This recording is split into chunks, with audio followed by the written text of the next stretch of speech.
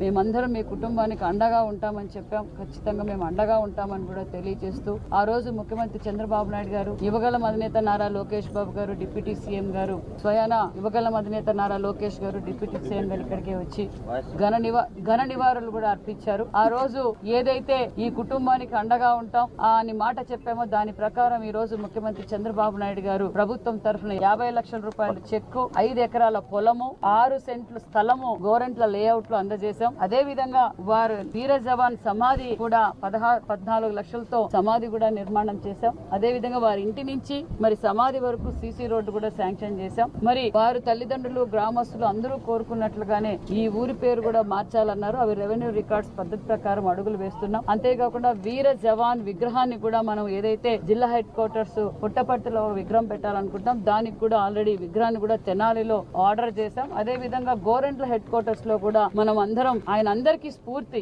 యువతకు ఒక స్ఫూర్తి, ప్రతి ఒక్కరికి ఈ వీర జవాన్ మురళీ నాయక్ అందరికీ స్ఫూర్తి. దానికి గాను విగ్రహం కూడా ఏర్పాటు చేస్తున్నాం. వారి తల్లిదండ్రులకు ఎప్పుడు ఎల్లవేళలా మేమంతా అండగా ఉంటామనే విషయం కూడా తెలియజేస్తున్నాం.